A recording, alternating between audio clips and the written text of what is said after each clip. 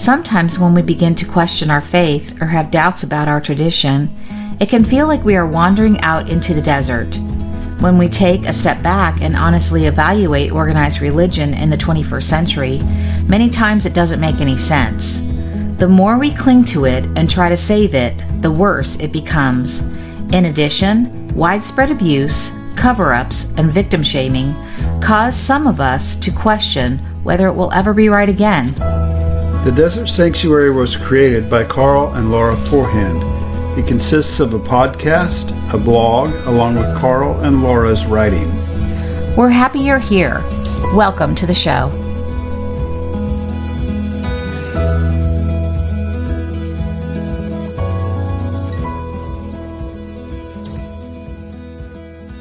Hi, welcome to the Desert Sanctuary. We're glad that you're with us this weekend. I guess it's almost the last weekend in January. I don't know. I've lost track.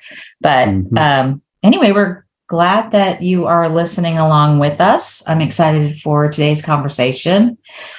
Before we do that, we always like to kind of talk about what's going on in our little Desert Sanctuary world over here. Yeah, our little world. Since we always call this the Desert Sanctuary World Headquarters, otherwise known as the back bedroom. Right. where books and junk and our diplomas and things like that are hanging on the wall. Anyway, out into the desert is still, believe it or not, is still in the top 100. It's crazy that would happen, but we're enjoying it. We're hearing some good feedback. We ask you to support it if you and if you love it, talk about it, because I have no marketing budget. Right? That's true. No, you don't have anything squirreled away that we could use. But the hotel, or my novel that is History with a Mystery, is $5.16 for some reason on Amazon. They tell me when Amazon does that, it cuts into their profit, not ours, but I can't imagine we're going to get rich on $5.16 a book. Never know. But the hotel was so fun for me to write because I didn't know what was going to happen the next day, and then it would come out, and I followed those two storylines, and they actually came to a conclusion. It's like a 72,000 word novel. It's a real novel, but it's $5.16 right now. We're actually buying copies from Amazon and then sell them down at the drugstore here in town for 15 or 20. So right. It works out pretty good and gives us sales. Anyway, subscribe to YouTube. We have a YouTube channel under Karl Forehand, but also to the podcasts, and find the podcast wherever you find podcasts, I assume. Yeah. I guess. But that's not what we're here for. We're here to talk to Laci. Can you tell us about Laci? Yeah, so Laci Bean is a certified trauma recovery coach whose focus is religious trauma. Laci went from spending her teen years in a highly controlling religious cult to deconstructing herself all the way out of Christianity in her early 30s. As she started her journey of deconstruction and healing, she began to share it on TikTok, where she's grown an audience of over 100,000 like-minded people. Seeing the amount of people the church has hurt and religion has traumatized inspired her to get certified in trauma recovery, to be a source of healing and hope for those trying to find life beyond religious trauma.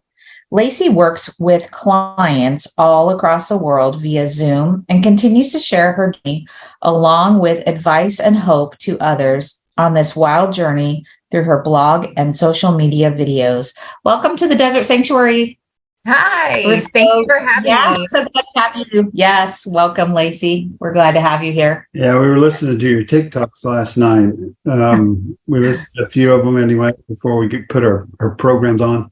Yeah. Started watching our shows. Oh, thank you. Yeah, we just enjoyed it. Thank you. I am not like you. I'm not extroverted or whatever it is. Yeah. I'm pretty extroverted. Yeah. Yeah. Takes all of us to make the world, though. That's good. All right. And we want to hear we've been for several months. In the last part of last year, we were interviewing almost exclusively female people and hearing their stories. And we heard so many stories that had trauma in them. And then, my friends still message me and say, I've never seen trauma. Trauma doesn't exist in the church. What are you talking about? And I tell them, if you can't see it, maybe it's you that's causing it. Mm-hmm. Anyway, but we know every story is unique, and we want to hear your story, and our job is to listen to that story. So in whatever detail you want, would you please share your story? And then we'll probably ask you some questions after that. Yeah. So my story is a little bit unique because I didn't grow up in religion. Like, I wasn't born into it in my family. My parents were slightly religious, like just the typical Sunday morning, go to church type family until I was very, very young. I think I was probably even a toddler. I don't think I was even in kindergarten at this point, but the church they were going to was a Baptist church. I grew up in Texas, and the pastor had an affair with the secretary and ran away with the secretary. And then, so they got a new pastor and they got a new secretary. And the second pastor had an affair with the new secretary and ran away. So yeah. So after the second one in a row, my dad was like, if like, how am I supposed to take advice from a man who can't even keep it in his pants? Like, that's not who I'm going to get life advice from. So they just stopped going to church after that. And so religion was not something in my house that was just like pushed down our throats or like majorly focused on. It was just kind of like, yeah, we believe in God. And that was the extent of it.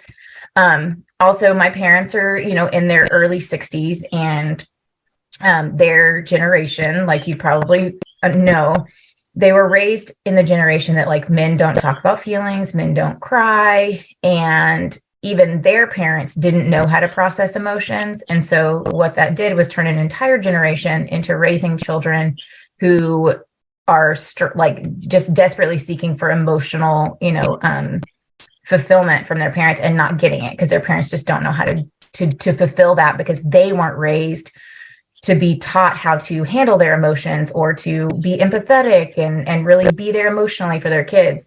And so as a child, I desperately wanted that emotional fulfillment, and I wasn't getting it at home. And so as I got older, I lived in Texas, right? So everybody goes to church. That's just, you don't really know anyone that doesn't go to church. So all my friends had churches, and I just went to church with them. And it easily sucked me in because it was, the teaching of, you're depraved and you need Jesus and you're a sinner and he loves you. And so all of those like emotional feelings got stirred up, and I just threw myself into it growing up. And as I got older, my feelings and like belief in God just got stronger and stronger. And the older I got, the more I threw myself into it until late high school. I was my junior year. I ended up coming across a ministry in our local town. I call it like a mom and pop ministry. It was not like specifically tied to any denomination or anything like that. And they had services on Saturday nights, and I attended one, and they were what you would call like on fire Christians. They definitely were more like Pentecostal. They did the jumping and the hollering and the raising of the hands and the dancing and services, speaking in tongues, prophesying, healing, all that stuff. And that was very different than the like Southern Baptist churches I had attended all through my childhood. Right. And so them being so different very much attracted me. And it was like, oh, they're on fire for God, and that's what I need to be. And so they have it figured out. So I started attending their church on Saturday nights until eventually I ended up becoming part of leadership. And to be a part of leadership with this ministry, you had to sign a covenant. And this covenant had different things that you had to agree to. And a lot of it was like no dating. You couldn't listen to secular music. You had to read your Bible every day, no cussing, no drinking. I really cannot remember what the other stuff was in it. But there were also like rules that you had to follow that were like unspoken rules kind of thing. And change. huh? Ones that change. Yes. And they wouldn't like specifically, you wouldn't specifically get in trouble for certain things, but you would get talked to and you'd be made to feel like you were in the wrong. For example, I would have a few friends that were also Christians, but they were not in the ministry. They didn't attend services or anything like that. And I would have talks by the pastor who would be like, why are you friends with them? Like, why are you having friends outside of the ministry? He was really good at like separating me from my family. And he would say things like, well, if your family really loved you, then they wouldn't treat you this way. My brother was also gay. Well, he still is, but he was outwardly gay at this time. Mm-hmm. And because of our religious beliefs, I like segregated myself from my family. It was more of the like, I'm better than you. I can't believe you didn't raise me in Christianity. Like you were horrible parents. And I was an awful person to my family, and I was not close to them. Now, the family I lived with through all of this, I ended up graduating high school early so that I could go to college with a lot of the members within the ministry. So I ended up living with one of the members and her family.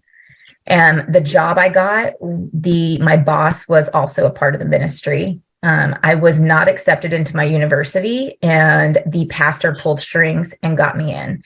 And so my whole life, friends, family, my house, my job, everything was tied to this ministry in some way, shape, or form. And I was in it all the way through college. I was in college for about 4.5 years, and it seemed to just get more and more controlling as time went on. And as I got older, I really wanted to just get out because I'm a very much a free-spirited person. And I think the pastor could tell I was very free-spirited because it seemed like he always had a thumb on me, and he was more controlling on me for certain things than other people. And there were a few of us that he was like that with. So we had very different experiences in this ministry.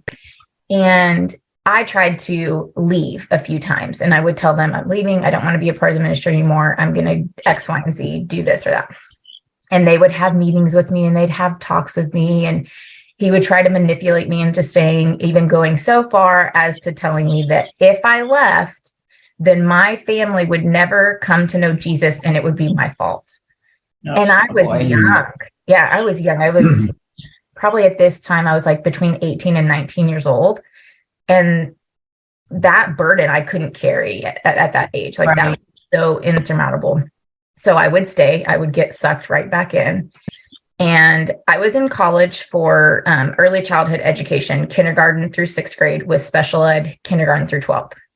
And my cousin is autistic, and my aunt asked me to come down and start doing some therapy with him. And my school offered to give me school credit to do it. So the summer of 2011, I went down to Dallas, Fort Worth area. So it was about 4 hours away from where I lived and was going to school. And I lived with her for the summer, and I would, do therapy, and I was learning things and getting school credit at the same time. Well, I had some car issues, so I wasn't able to go back to my hometown and attend services like once in a while, like we had planned. So my aunt, I think in a slightly manipulative kind of way, wanted me to stay in Dallas because she wanted me to keep working with her son. And so she found a church online. I have no idea how she found it. But she was like, they have a young adults group, and I think you would really enjoy it. So go hang out with them. She was trying to find me a place to get connected to. And I think that she and a lot of my family didn't like the ministry I was in. They knew it was too controlling. So I desperately trying to find something to fulfill my time and, connection with God during that summer. I decided, I'm going to go to this young adults thing. And they had been meeting, it was in the summer. So they were meeting at Starbucks. And this is kind of funny because the way I used to tell this story, I'll tell it how I used to tell it.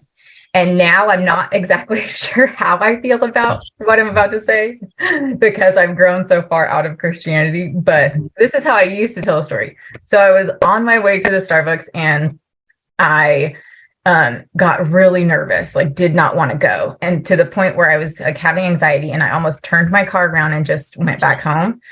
But in my head, I was like, God has something for me there. So I was like, you need to go. So I went, and I won't bore you with all of the details, but lo and behold, that's where I met my husband.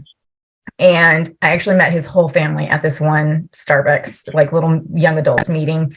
And I got to meet them, and they were very different than the ministry I was growing up in. They had a ministry school that was kind of tied to Bethel and things like that at their church. And his mom was one of the pastors at the ministry school. So I was like, your mom, a woman, is a pastor. So that was weird. His mom, one time, as we were hanging out for the next few weeks, his mom said the word bitchin', and I about lost my mind. I was like, how does a pastor of a school say the word bitchin'? Like, oh my gosh. But I could tell that they had these like strong relationships with Jesus. And I was like, I want that. And like, it was so much freedom and love and looked just very different than what I was in. And so through a series of events throughout that summer, they helped me escape. Like, I quit the ministry. I left. I had one more semester of college, and it was my student teaching semester. And then I would have been a certified teacher. And I gave it up because I knew that if I would have went back and I would have finished out that semester, they would have sucked me back in. I was not strong enough to withstand, like, especially them in person. And I know I'm right because I got some of the most manipulative text messages after I left. Like, the pastor called my husband an old man after young booty. He said that I was, he even said that I was chasing a mirage, and I can't remember some of the other stuff he said, but it was highly manipulative. Oh, he was like, I won't ever see my dream come to pass. And like those very manipulative, narcissistic, woe is me type messages.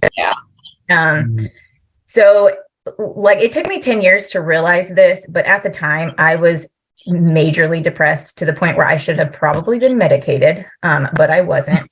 So I just went from one kind of type of religion to another. I started going to my husband's church. We met in that summer, June of 2011. And like any good Christian couple, we were married by October of 2011. So our relationship was very fast moving. Right. So, because of course, you want to get married so you can have sex. And that was probably the top reasons that we got married. And we both talk about it. Like, yeah, we got married so we could have sex. Not something I recommend to other people. Our marriage is still very strong, but that is not something I would recommend to my children today.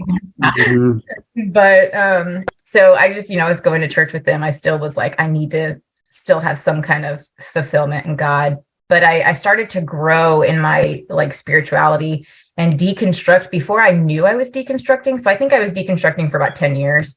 Over the next 10 years, I started changing my beliefs on like homosexuality, abortion, things like that.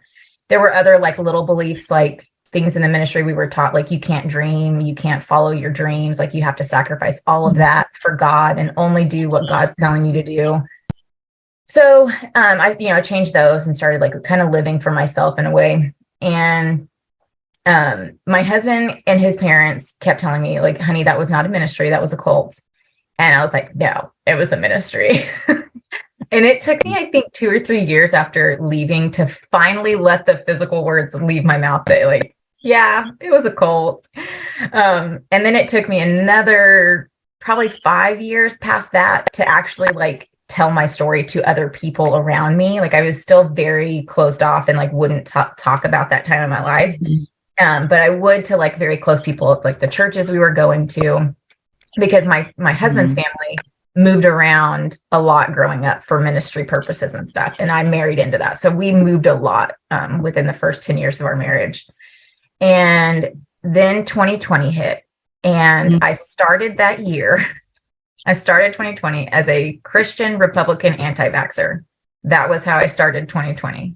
And Trump, of course, being Trump, I voted for him in 2016. This is something I've talked about on my channel a lot. Like, I voted for him in 2016. It was a very traumatic year in my life. My second daughter, I was pregnant with her. I was in the hospital a lot. She had a tumor when she was born. She's fine now. Like, there was a whole bunch of stuff. So I didn't pay attention to politics, news. I lived in the middle of the woods. Like, I just was so disengaged from all of it. that I literally just voted Republican because that's what I was told to do. And that's what I had done my whole life. So I voted for him in 2016, but then 2020 happens. And at this point, my husband and I had moved away to South Idaho, and my husband started his business. And this was the first time that we weren't living by any family. His family was still in Oregon.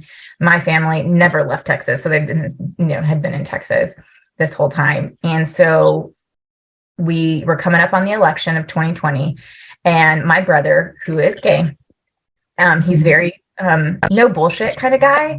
And he was like, just one day on the phone, he goes, "So are you going to vote for Trump?"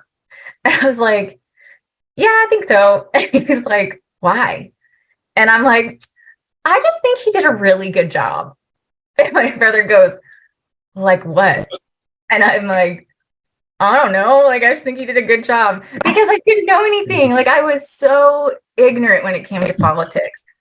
And he was like, "Well, you do know about all his sexual assault allegations, right?" And I was like, "No, what are you talking about?" And so he filled me in on all of Trump's sexual assault allegations. And so much to the point where, like, I started finding all of the like court documents, and I was reading actual court documents of these assault allegations towards him. And I am a childhood sexual assault survivor. And so I was like, I cannot vote for this man. Like, I know these are allegations, but at the same time, there's too many allegations for at least a good portion of them to not be true. Like, I believe the victims. And so I started a downward spiral, because this was also around the time where so many prophetic, leaders within Christianity were prophesying, like, God, Trump is God's man. Like, he wants him in office. And I'm battling the connection of those 2 points. Like, how can he be God's man and have all of these sexual assault allegations? And I started spiraling. I remember telling somebody that I couldn't vote for, or not that I couldn't vote, that I didn't like him as a person. And they literally said to me, "Well, you vote for him because that's what God told you to do." And I'm like, "But how do I know that this is God? Like, I don't believe you're hearing from God." And once I had the point of like, I don't think you're hearing from God, it was like that one Jenga piece got pulled, and the whole thing just came crumbling down. Like, if this isn't true, if I don't believe this, then what about everything else? And it just sent me into a spiral. I didn't vote for him in 2020. I voted for Biden, and I had gotten on TikTok, but I wasn't posting. I was just like consuming a lot of like political, content and deconstruction content. And I was like, nobody will know that I'm going through this. This is going to be my little secret. And it became too much that at one point I was like, I just have to rip this Band-Aid off. And I posted online that I had voted for Joe Biden. And that kind of like turned up into a big tizzy. And then as time went on, more and more stuff got, started changing. I went from being an anti-vaxxer to a pro-vaxxer. And that was really hard for my husband. Like, we had multiple conversations for that, but we both, came to an agreement. We ended up both getting the COVID vaccine, getting caught up on all of our vaccines, and catching up our kids, like getting our kids fully vaccinated. So there was that big change in it as well. So yeah, just one thing after another started changing. And then I don't know if you remember, do you know who Lil Nas X is, the singer? Okay, so he's a singer, and he came out with a song. Oh Lord, I can't remember the name of the song, but he had come out with these shoes that were like Satan shoes, and Christians threw a fit over these shoes. They were so upset. They couldn't believe it. Oh my gosh, like the devil's just working right out in public now. Like, they don't even care to hide it, all this stuff. And I got so annoyed, because this is like March or April, whenever the shoes came out was when this was. And I got so mad, because I was like, are you kidding me? You guys are focusing on this. And so I made my first TikTok, and I was like, I am so annoyed with Christians that this is what we're focusing on. When children are starving, we need gun reform in this country, and I listed off a couple other things. And I was like, like, this is not what we should be focusing on. And I posted it on TikTok, and then I got really bold and decided that I was going to share it to Instagram and Facebook, where is only people that have been friends of mine through evangelical circles for the last 20 years. And so that was the beginning of just like, what the hell is going on with her? So yeah, lost a lot of friends and, you know, that normal kind of stuff when you deconstruct. But then I started sharing more and more on TikTok and realizing just how many people are struggling with religious trauma, and realizing just how kind of like fucked up it's become over the last, you know, of course, really long time, but really the last couple decades of just like how far away from God the church has become, and how politically tied it has just gotten stronger and stronger over the last like 30 years or so. And I learned just how many people have walked away from Christianity just because of Trump. Like Trump and COVID and BLM really were just like the three things that pushed everybody away from Christianity and all of that. And so I'm a big helper. Like I love to help people. And I was like always looking for a purpose. And this kind of just fell in my lap of like, I don't want to go back to school because it's very expensive. And I already have enough debt for a degree that I actually didn't finish.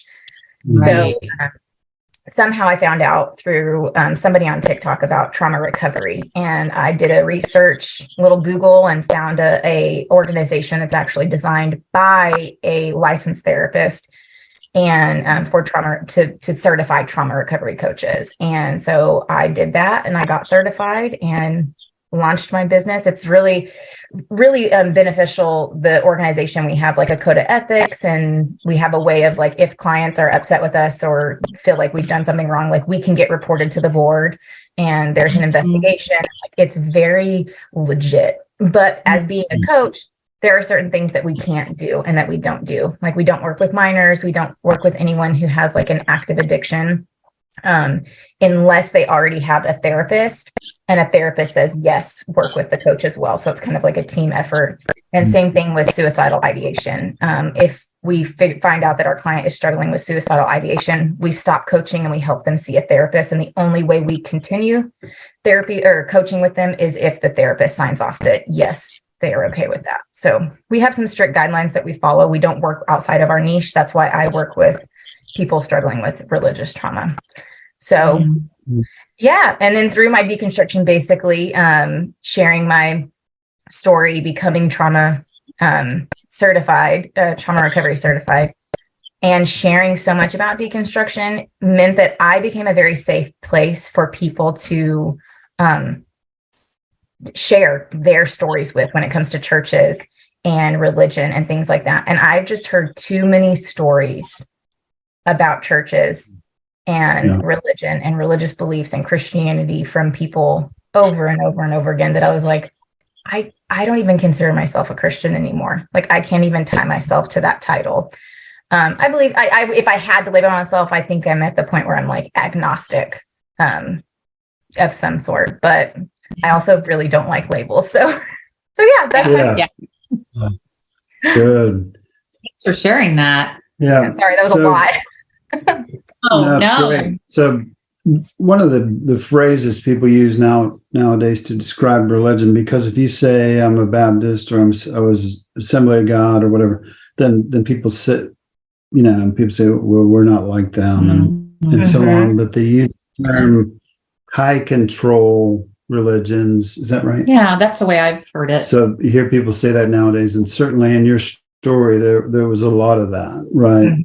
You use the word manipulation, control, shaming, and always in Christianity, the story is you need to come home.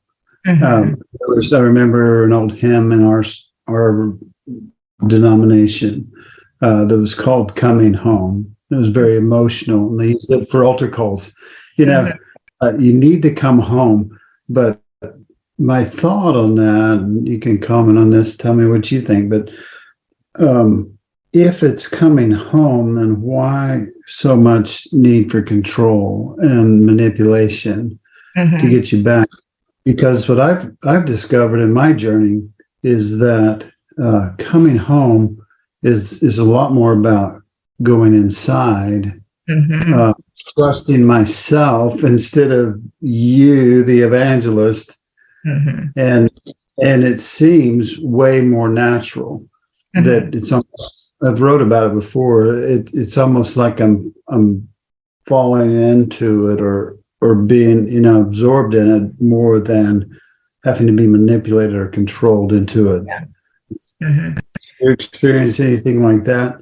Yeah, what I've noticed in my own experience and talking with my clients and other people is that it usually falls in line with one of two things. The control manipulation comes from somebody who is literally just so fearful that you're going to burn in hell that they feel like they have to control you in order to save you from this eternal damnation. Or they know that without you, that you're not going to be tithing. You're not going to be a part of the community. It hinders their growth, and which hinders their financial, income. And so if they can keep the manipulation and control over you, then they can keep that steady income coming in, because they're going to manipulate you into tithing. And it can be a combination of the two, because they can be like, well, you need to tithe because it's biblical. And like, if you don't tithe, then maybe they're tying that to eternal damnation or whatever. And in order for them to do that, they need so much or so much control over you that they need you to not trust yourself, so that you're going to them for all of the guidance and making all of the decisions. And so it literally disconnects you from a very young age, depending on like when you really get into religion, it disconnects you from your own mind and body. That is one thing that I work with my clients on. That's like number one, is just getting them to trust themselves and learn to listen to that intuition that we have innately, that we're born with, that religion disconnects us from. And that means sitting with our emotions, learning to sit with that and process through, instead of like push what Christians would call negative emotions, fear or anger, like, oh, you can't feel that, you need to be happy all the time, or whatever it may be. Sit with those, because those can be healthy emotions. Just like joy can be a very healthy emotion, but it can be also a very unhealthy emotion if you're using it to mask other stuff. So learning to sit with those emotions, process through it, and try to reconnect to our mind, reconnect to our body, try to, like, when we feel those emotions, what is our body physically doing? Because that can be something when you ask somebody, well, how did that make you feel? They're going to put a label on it. Like, I felt sad. Okay, no, like, what did your physical body do? And then they're going to realize, oh, I have no idea what my physical body was doing, because I'm so disconnected from my physical body. I don't pay attention to that. So it's bringing them back to feel that, to reconnect to that, to trust themselves, like you said. And it is the most beautiful, freeing, liberating type feeling that a lot of these people can feel when they go through their healing process. I don't know if I answered your question with that, or if that was like a convoluted. No, that's good stuff. So I heard the term just right before we went on, post-Christian. I like that better than trying to fit an existing label on us. But to say post-Christian to me says evolving, moving past, moving beyond, evolving, integrating, whatever. But is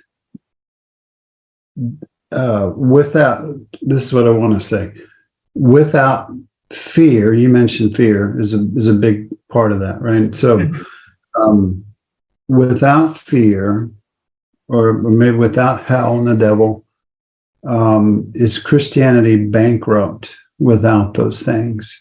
I mean, is that, it's to me, it seems like the core.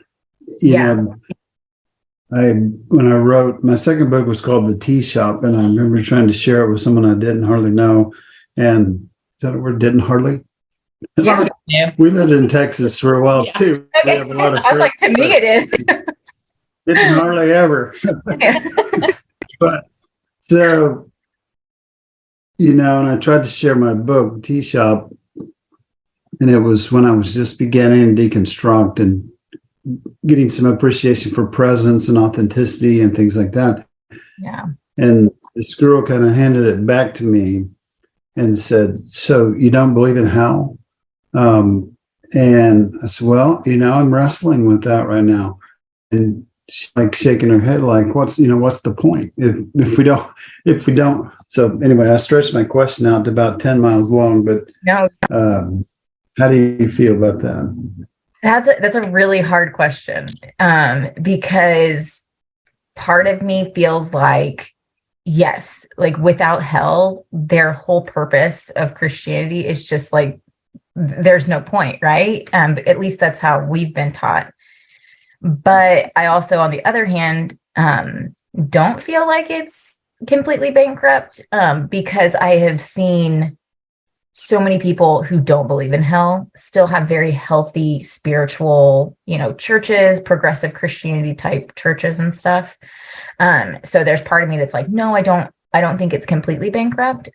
But there's also the side of me that's like, I've seen so much crap come out of Christianity for its entire existence. Like it came about to be very controlling and manipulative, and they've been part of genocide and X, Y, and Z, just so much stuff that it's like, to me, I feel like there's probably not much coming back from it.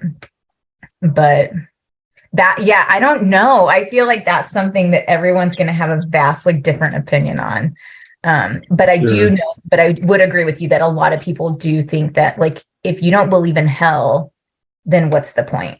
But whenever that has been said to me, I always come back to, but do you truly believe in hell? And this is something that somebody I know has had a conversation with a loved one where they brought that up, like, but what about hell? And they kind of broke it down in the sense of like, but if you truly believed in hell, then why aren't you out there on the street corners trying to save everybody that you know?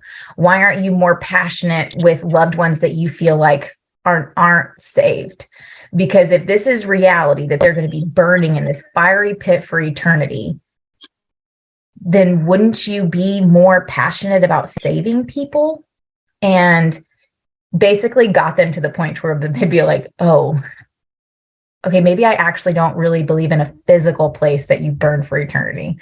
And that got them to the point of being like, okay, so if that's really what you believe, like, then maybe Christianity isn't what it was supposed to be. Or maybe it is what it's supposed to be, and we're just growing so much as a generation that we're like, this is unhealthy, this is toxic, this is causing trauma, and isn't good for us. So let's develop it, let's grow it to be a healthier type of Christianity for the future.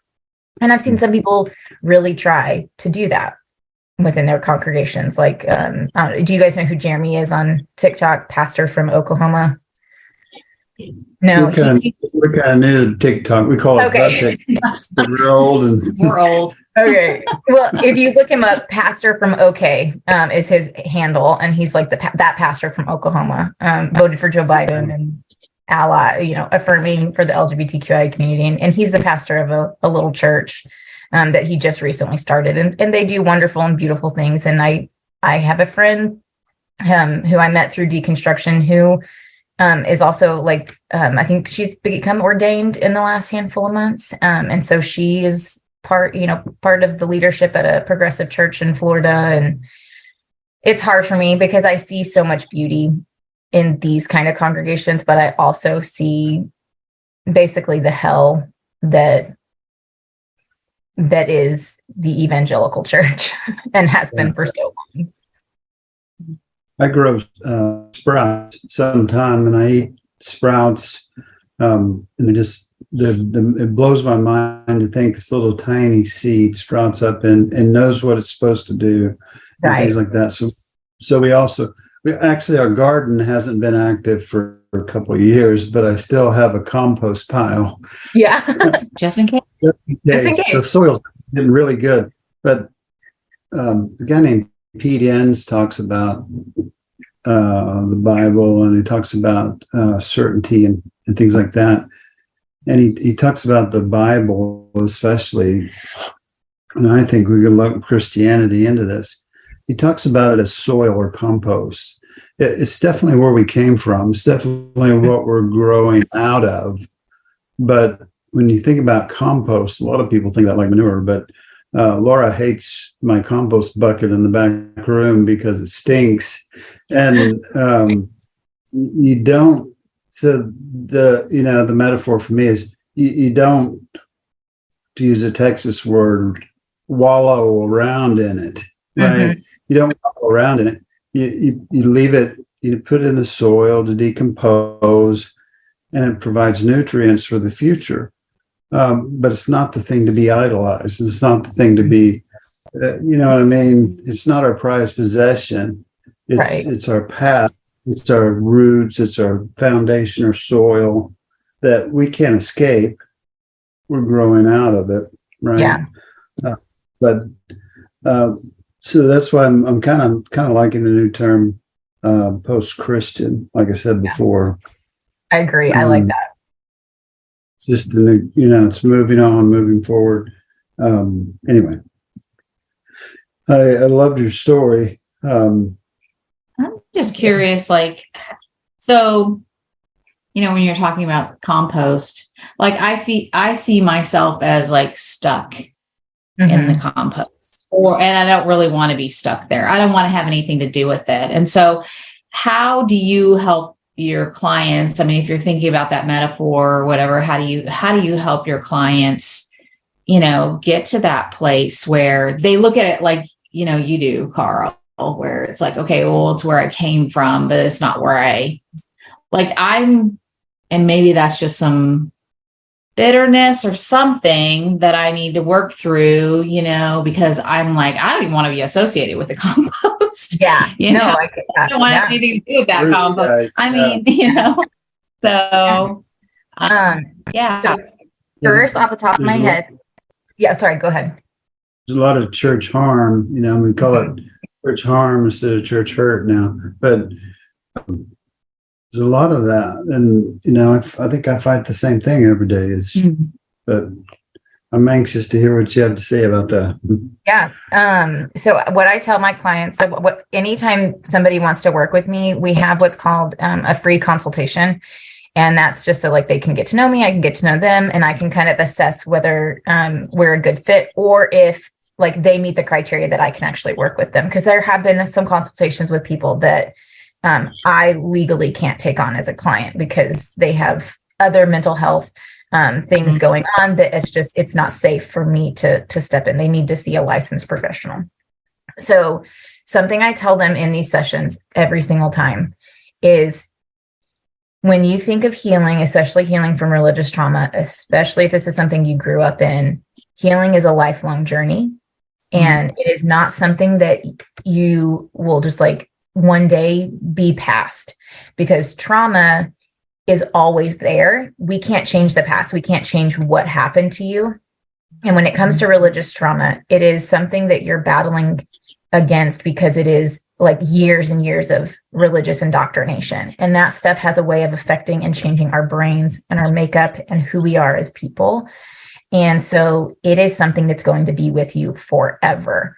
But by going through trauma recovery, you're able to take the power back from the trauma and have tools in your toolbox to where when moments come up where the trauma, you feel triggered or something happens, you have the tools to combat that and take that power back. And so I always say that so that people don't have this basically pipe dream, of one day I'm going to be healed and this isn't going to affect me at all. Unfortunately, that's not the case. Trauma is always going to be there. So we always start with that. And so specifically relating to your story. So I would say you're not wanting to be associated with Christianity at all whatsoever because of the so much harm. And so there has to be some level of acceptance that that's always going to be there, unfortunately, because it is your life. It is your life story. It's what you've walked through.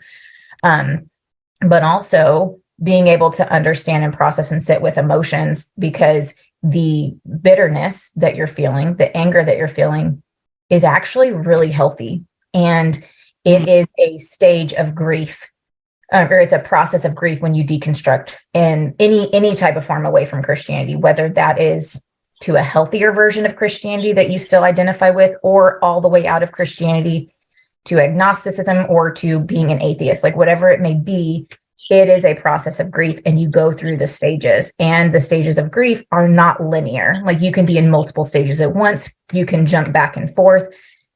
And it's a wild ride, and healing and trauma recovery is very similar to that. But I would say when it comes to clients or people that just don't want to have anything to do with it, like what are the emotions that come up when you feel that? Is it anger? Is it bitterness? And then try to identify where that feeling is coming from and why, and then try to like peel back the layers. Does that make sense? Yeah, totally. And like we were just having this discussion this morning. So, and listening to your story, I resonate with part of it, because so much of what I've been thinking about lately is how much of like my past, like prior to church, because I grew up in a church, but it was not, it was very like monotone. Like there was no like big talk about hell or even heaven, or, it literally was just something we did every Sunday. Yeah. I don't ever remember getting anything out of it. It was just like, this is what we do on Sundays.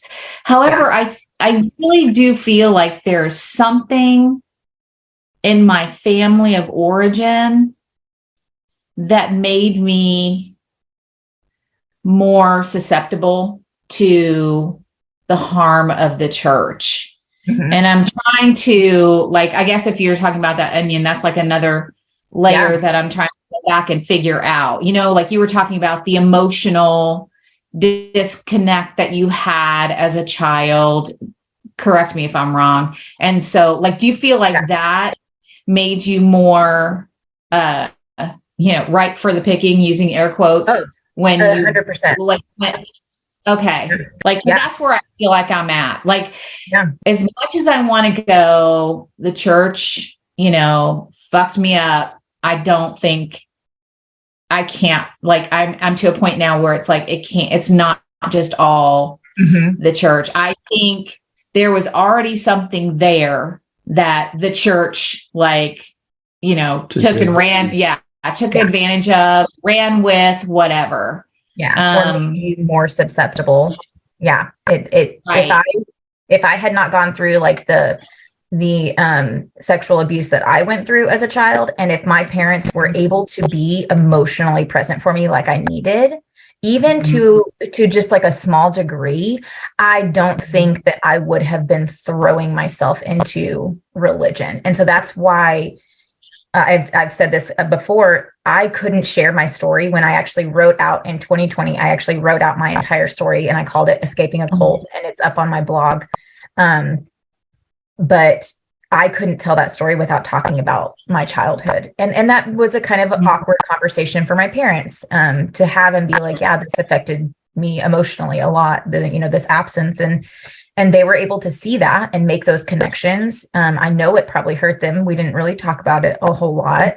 But I know that they understand because they had their own traumatic childhoods. My mom, alcoholic, abusive, physically abusive father.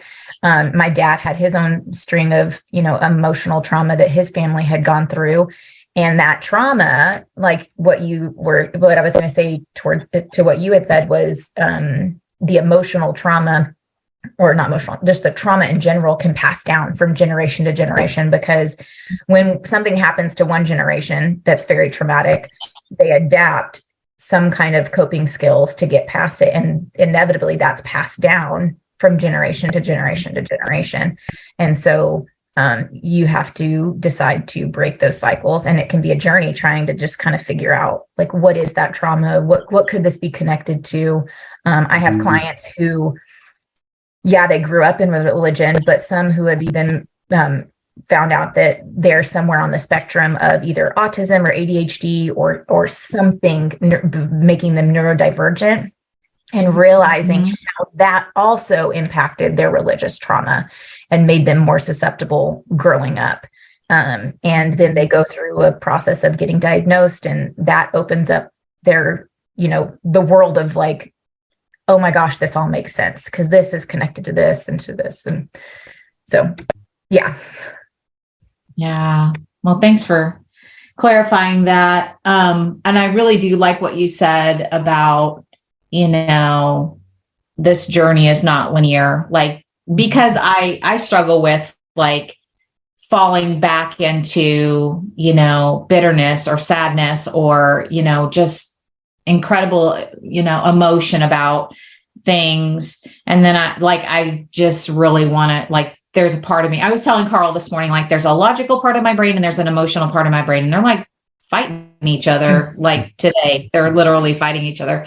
And so, just knowing that, but I've done that in the past and it's not an everyday thing, but I do that and then we kind of move on and then it happens again. And then, but when it happens again, I have a tendency to then beat myself up like, oh my gosh, when are you going to get past this, and while we've done a lot of work and I try very hard not to do that, it is hard not to fall into that, place where you're just like, oh, can this please just be over with? Can we, but in all transparency, it's probably just because I'm still using the coping strategy of, let's just put it somewhere for right now and we'll just deal with it later. God will take care of it. No, I don't think that at all. I don't think God's going to take care of anything, but I mean, I really do that, I do just kind of tuck it away. And then we just kind of, I will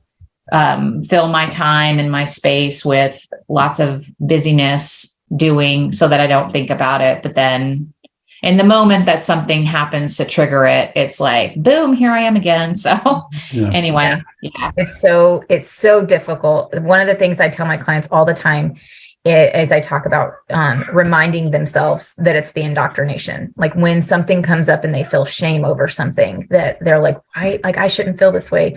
Literally taking a moment, saying it out loud, just that is not reality. That is the indoctrination. And just having that constant reminder. And like that made me think of that when you said you beat yourself up, because we all tend to beat ourselves up in general, but within religion, I feel like it's a little bit stronger because it's like you said, oh my gosh, like we have to beat ourselves up so that we're better Christians and that we don't sin anymore. So it's a little bit more of a knee-jerk reaction, I think, for us. And so reminding ourselves, like, this is normal. This is part of the healing process. It's a journey that I'm on. It is the indoctrination to like beat myself up and try to do better. It's okay. And I actually have a board. This is not my normal office. We bought a house the last couple months. And so it's a fixer upper. And so there's a lot that needs to get done. So I don't have like an official office set up right now. But in my old office, I had a board in the back, this little felt board. And all it said on it is healing is not linear.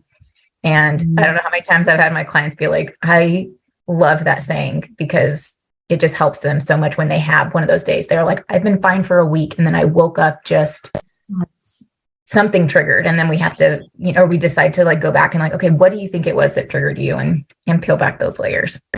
But it's very normal. Nothing is linear when it comes to healing for any kind of trauma, I don't think. Yeah, that's so good. So we're almost out of time. I have two more questions, quick questions. The first one is this. I posted one day, I said, maybe instead of listening to sermons, we should have been listening to each other. And I've kind of been ruminating on that ever since. But in my experience with Christianity was that we weren't very good listeners because someone would share something, finally share their deepest, darkest, and we would get uneasy and uncomfortable. And we'd start flinging out platitudes and Bible verses and wanting to heal, wanting to solve their problem, right? Yeah. So my question is, what advice do you have on how to listen? Is that a valid question? Yeah, no, that's a very valid question. Our instant reaction, really for anybody when somebody's sharing their story that they feel triggered by in some way, shape, or form is to become defensive. Like that's their very first thing. Whenever I went through my trauma recovery coaching, we would do basically like practice sessions with each other. And we had like a supervisor. And so there was a group of us that would watch the coaching and participate in it and things like that. And there was one person who really had to stop and like ask the supervisor questions because they felt very uncomfortable with my journey of deconstruction and trauma that I was going to, because they saw religion as very positive. And so we had to like walk through and process through that. And so it's very normal for when you go to share your story, especially when it comes to religious trauma, for people to throw out gaslighting, spiritual bypassing, or just get super defensive and walk away. So the biggest things I can say to people who want to try to be a better listener is to not react. Give yourself time to stop and process something before you actually react. And that means if somebody's sharing a story like this and you get defensive and it's a one-on-one conversation, then just say, I don't really know how to respond to this. I'm feeling defensive. So I feel like I'm not hearing what you have to say. And I want to take some time to really process through this before I respond. And actually taking the time to stop and process through and think, why do they feel this way? Like being kind of more empathetic to what they're going through. And coming to the point of realizing that even though that wasn't your intention, the harm was still done. And you still need to take accountability for what you did, whether that was your intention or not. But yeah, I think the biggest thing is just not reacting in a defensive manner, like actually giving your time to stop and process through what somebody is actually saying. Yeah. I did some spiritual direction training with some sisters, Benedictine sisters, and I've never been Catholic, but they would say, what are you feeling and where are you feeling it? Things you were talking about. And then I would say something like, I feel sad.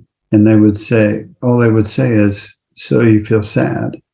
And I would say, yeah, and then I would keep talking and they would literally they called it evocative listening. Yes. So they would just listen, and that did more for me than any platitude or solution that somebody came up for me. So anyway. Yeah, because they were actively saying back to you what you were saying. So you knew that they were actively engaged and listening to what you were saying. And for a lot of people, if that's being done, they're like, oh my gosh, like this is the first time I feel like I'm actually being heard, and it can mean the world. Yeah. Yeah. Indeed. The last question is, if you had a billboard that everybody could see, and now you got 100,000 listeners on TikTok, that's pretty close. But if you had a billboard that every single person in the world could see, what would you write on your billboard? Oh, Lord. In my bitterness, because there's still there's still days I get bitter and I get angry. If I'm letting that take the front seat on this, it would say, fuck religion. I think I'd probably have it say, healing isn't linear. I think is what I have to say. Because I think it would impact so many people in so many different areas of life, not just people who are suffering with religious trauma, because I feel like that's the truth with any kind of trauma that you're going through, because the trauma is going to be there forever. So you're going to have good days and you're going to have bad. So yeah, I think I'd have to say healing isn't linear. That's good. Laci Bean, ladies and gentlemen. We need a applause. Canned applause.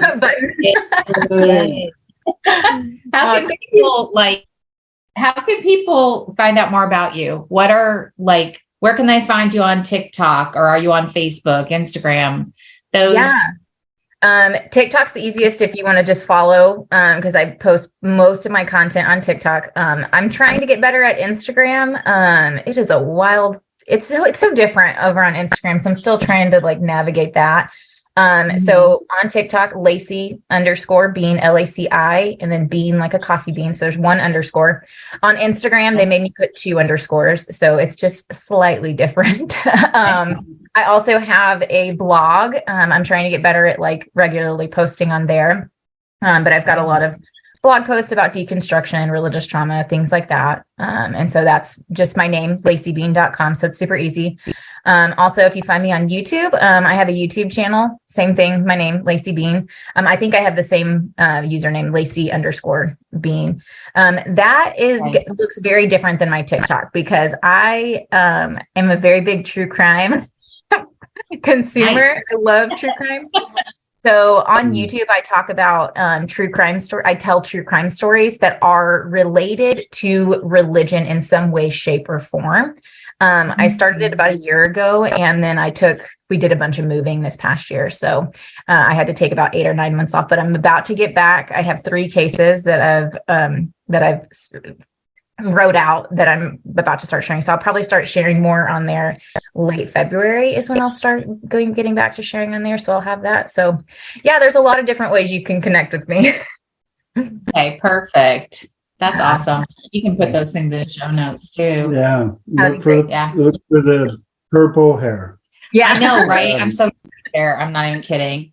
thank you. It's so I love much upkeep, but I love it. And I was brown during the love summer. it too.